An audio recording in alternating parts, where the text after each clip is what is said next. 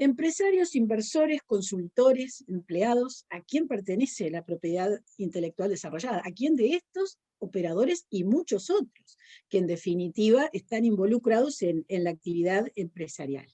Entonces, comencemos por, esperen que acá. Primero que nada, vamos a plantear un principio general y el reconocimiento de que hay excepciones. Es decir, a ver, el principio general es que la propiedad intelectual corresponde a quien la genera, a quienes la materializan.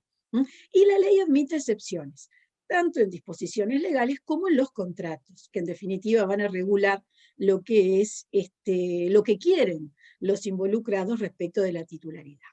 ¿Por qué el principio general es que la propiedad intelectual corresponde a quien la genera? Bueno, a ver, esto es una afirmación básica de apoyatura filosófica, si se quiere. La actividad intelectual implica una exteriorización de una idea, de la personalidad, en definitiva, deriva de un trabajo, ¿no? De una fuerza aplicada. Y desde todas las perspectivas y desde siglos en la historia, se ha proyectado la posibilidad de disponer de lo que hace una persona física.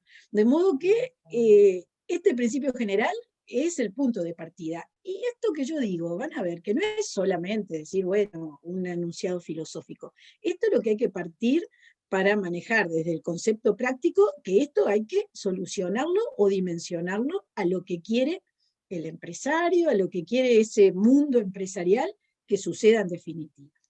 Bueno, principio general con esta lógica y excepciones. ¿Por qué? Bueno, porque este rigor, este nivel de principios generales admite que las excepciones en definitiva estén en la ley, porque los contratos también tienen ulteriormente base legal.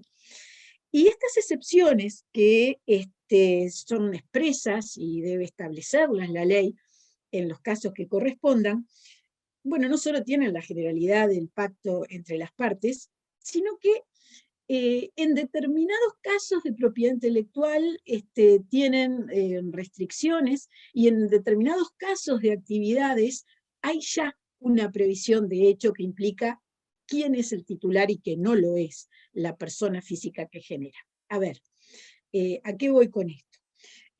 Voy a que, primero, recordamos, como en definitiva también ya lo recordaba en las preguntas que hacía Mariano Aloren hace minutos.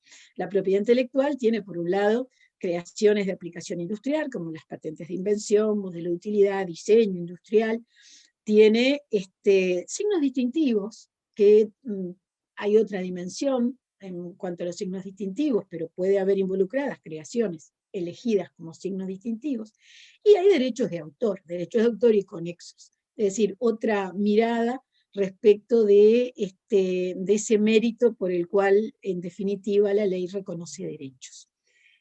Ahí viene una de las excepciones que están en la ley, que voy a explicar luego a medida que avance con mis otros conceptos en los casos que correspondan. Decía, una de las excepciones tiene que ver con el derecho de autor. ¿Por qué? Porque el derecho de autor en el mundo de base latinoeuropea concede, da lugar a dos tipos de derechos. Derechos económicos o patrimoniales, que son los derechos que se negocian, y los llamados derechos morales, que, por decir los dos clásicos, el derecho de poner el nombre en la obra, el derecho de integridad de la obra, que son dos derechos que no se negocian y van a pertenecer siempre al autor. Entonces ahí la ley dice, bueno, admito que se negocie todo lo que tiene que ver con los derechos económicos, en el caso de derecho de autor, los derechos morales son propios del autor para siempre. Y luego también hasta el Estado tiene deber de tutelar esos derechos morales. Es decir, que respecto de estos no son válidos los contratos. Pero bueno, es una especialidad. Todo lo demás de propiedad intelectual no tiene esta restricción. Luego, decía, hay unas actividades como los audiovisuales, la informática, la periodística, que las propias leyes, en razón de interés de las partes, de lo que los legisladores en los distintos países han establecido en las leyes, que están en convenios internacionales también, bueno, ahí ya dicen, y veremos en algún caso de ejemplo cómo funciona esto, ahí ya dicen En las obras audiovisuales el productor será quien tenga los derechos patrimoniales y se maneja distinto a la retribución de los demás autores, en definitiva, los demás creadores. Bien, por poner uno de los ejemplos. Entonces, principio general y ciertas excepciones que implican que hay unas reglas de juego que ya están en la propia ley. Seguimos. Vamos a ver ahora desde el punto de vista de los distintos, de las distintas personas involucradas, de los distintos protagonistas, iba a decir, del tema empresarial, cómo funciona esto de la atribución de la titularidad. Empecemos por el empresario y veamos dos situaciones. Cuando el empresario es persona física y ese empresario es generador de la propiedad intelectual, que sea que tenga la empresa que se trate, bueno, en este caso es el caso más fácil, ¿no? Porque la empresa es la persona física, la empresa llamada, por ejemplo, unipersonal, ¿no? Unipersonal. Una empresa, una persona física. Él mismo es el titular de la propiedad intelectual, bien, él la aplica a su empresa. Este es un escenario muy claro, ¿no? Muy básico. Luego puede suceder, que también es absolutamente diario prácticamente y usual, que el empresario, la forma jurídica del que llamamos empresario, del dueño, sea una persona jurídica. Puede ser una sociedad comercial, puede ser una cooperativa, puede haber una dinámica empresarial en una asociación civil, como sea, una persona jurídica. Y en este caso, creación intelectual es un socio, bueno, ahí hay que transferírsela a la persona jurídica. Estamos hablando de dos personas distintas. Y cuando los socios trabajan y generan algún tipo de tecnología, por ejemplo, si no la transfieren a la persona jurídica, sigue siendo de esa persona física. Si no han pactado, por lo menos, que la van a transferir, que ahí puede haber una obligación de la persona jurídica a reclamarla, lo generado, la titularidad de lo generado, es de la persona física. Por ejemplo, startups del ámbito informático que hay todos los días. Entonces se ponen de acuerdo, 2, 3 socios, bueno, uno está en la parte comercial, el otro genera las aplicaciones, ese tipo de cosas. Bueno, a ver, en ese escenario, que son los socios quienes durante un tiempo hacen lo que es la tecnología de esa empresa, bueno, ahí los socios tienen que tener un acuerdo de alguna manera para que vaya a la persona jurídica, o de repente estar de acuerdo en que no vaya, ¿no? Pero el punto es que tienen que controlar el tema de la titularidad. Me refiero a lo siguiente. En algunos casos se redacta en el momento de hablar de la sociedad comercial lo que se llama un aporte en sociedad. Entonces dice, fulanito socio aporta por un valor estimado hoy en tanto un software. Bueno, eso que es bastante... No es tan usual, porque eso significa que ya está pronto ese software. Bueno, de hecho, la forma de ser transferido a la empresa es aporte en sociedad. Bueno, lo otro que puede suceder es que se hagan sesiones o licencias, según lo que estén de acuerdo esos socios que quieren con ese nivel de relación persona jurídica, sociedad comercial, empresa. Entonces, lo que se hace es, bueno, una vez definido determinado software o lo que sea, se hace un pacto de cesión o se establece, mientras se hace el desarrollo, que se está realizando el desarrollo a nombre de la sociedad comercial. Eso se verá en el caso concreto, ¿no? No voy a teorizar en el tema contratos y de todas maneras mañana está el tema específicamente sobre transferencias de propiedad intelectual y contrataciones, pero lo que yo quiero que tengan claro es que si no hay un link, una liazón planteada desde lo legal entre el socio más mayoritario que sea y la persona jurídica, la titularidad no va a quedar fundamentada. Reitero, y yo me lo puse como llamador ahí, esto es algo que tienen que tener presente sobre todo las startups cuando arrancan, porque ha pasado de que se mandan tremendos despliegues muy relevantes de generar usualmente temas de software, después hay problemas de repente entre socios y bueno, ese que está haciendo el problema es cuyo abogado va a decir, no, acá nunca lo transfirieron, quiere decir que es de cada uno. Bueno, tener presente este esquema. Pasemos a la otra situación. Bueno, esta es la segunda situación. ¿Qué pasa con el caso de los empleados o trabajadores? Estoy planteando en este momento lo que deriva, cómo organizar los temas de la relación de derecho laboral. Tenemos un empresario, sea persona física o persona jurídica, que tiene un trabajador empleado. Bueno, ¿de quién es la propiedad intelectual? Aquí en algunos casos puede haber una ley que imponga la atribución de la propiedad intelectual al empleador. No siempre es así, no en todos los derechos está esto, pero puede haberlo. Hay algunos derechos que de manera general establecen que cuando una persona emplea a alguien para que haga algo que tiene que ver con la creación de bienes de la propiedad intelectual, bueno, hay algunas leyes que lo tienen. Hay algunas leyes, y esto era lo que yo me refería cuando comencé a hablar, que hablaba de que la industria audiovisual, la informática, la periodística, tiene normas especiales. Algunas leyes dicen ya, ¿no? Los derechos serán del productor, el productor informático, el productor audiovisual, el titular del medio periodístico. Algunas lo tienen previsto, no todas. No todas. Pero bueno, hay que saber. Esto cuando se trata de derechos de autor. Cuando se trata de patentes, también hay, en general, en el derecho comparado, la regla es que las leyes de patentes digan, cuando se contrata a alguien para realizar alguna actividad que tiene que ver con la creación de tecnología, la titularidad será del empleador.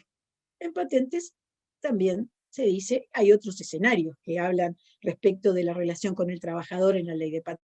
También las leyes de patentes suelen prever qué sucede si, no siendo contratado un empleado para generar una tecnología protegida por patente, la genera con medios de la empresa.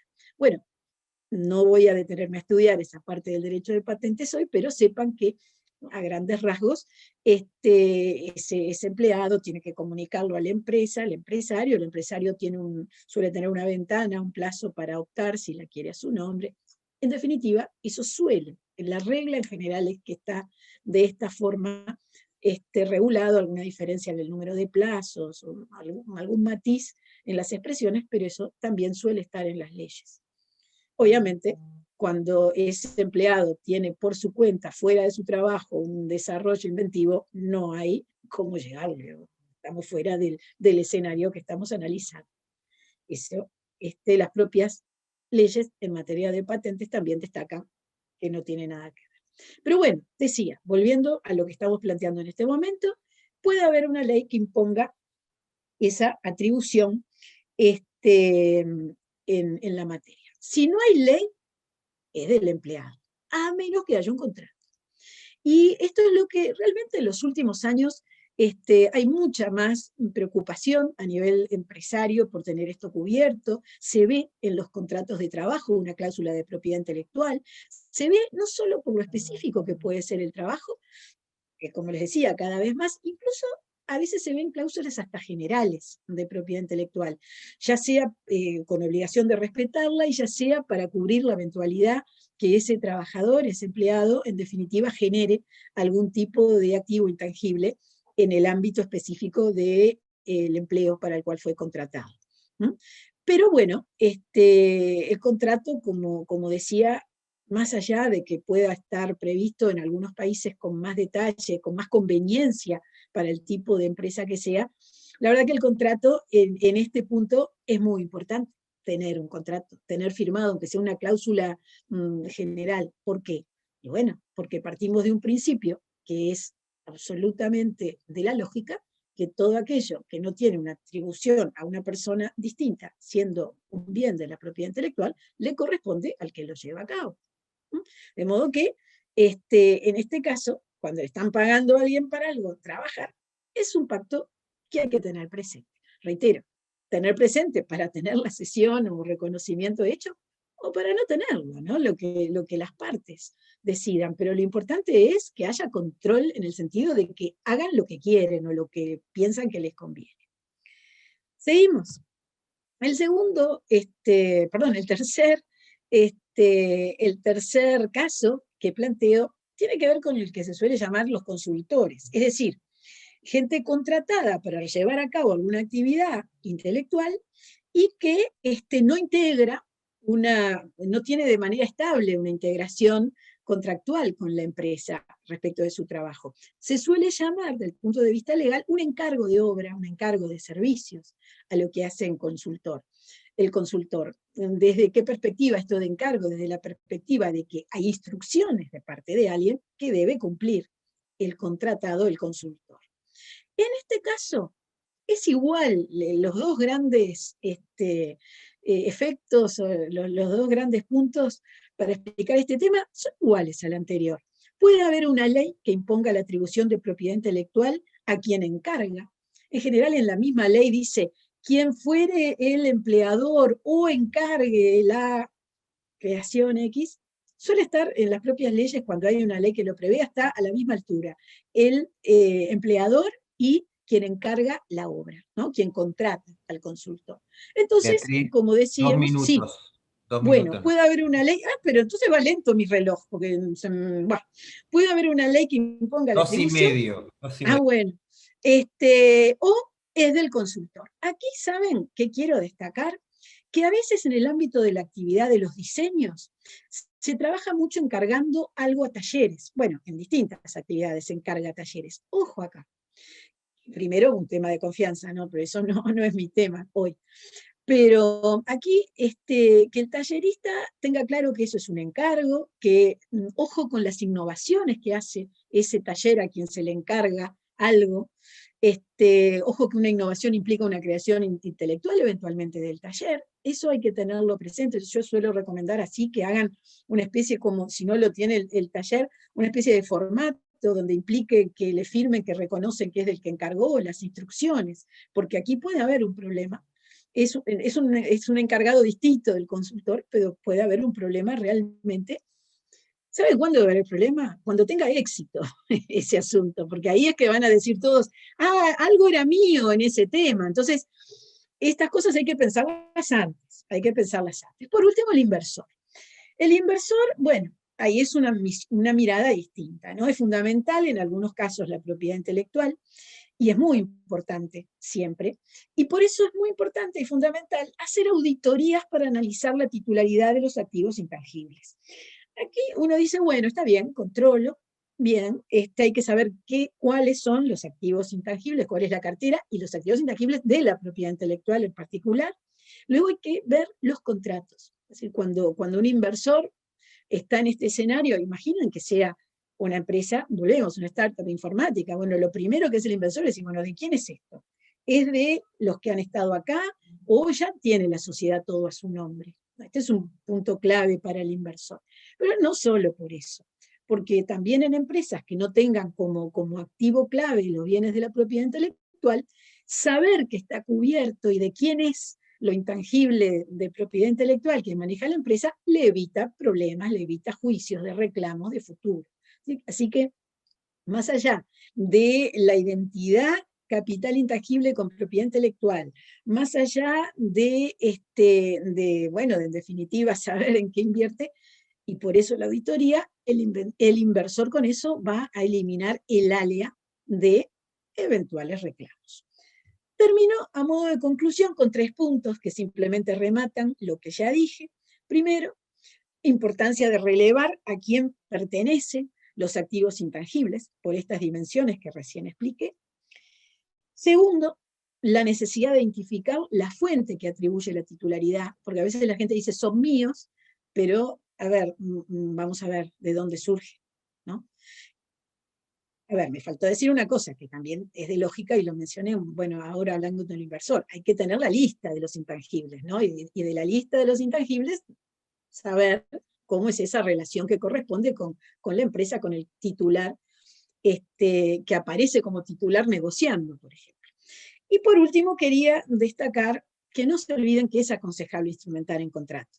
El contrato, cuando no es escrito, es difícil de probar, de modo que el contrato escrito termina siendo lo mejor. No todos los contratos escritos son un problema, una cosa larga así, tiene que venir un estudio jurídico de 20 personas para hacerlo. Digo, hay que, bueno, adaptar, mirar, ver qué es lo que se prefiere en cada caso, pero la verdad, la ley puede salvar un escenario con problemas, pero el contrato le va a dejar todo mucho más claro. Lo digo así a modo nada más que de consejo prudente.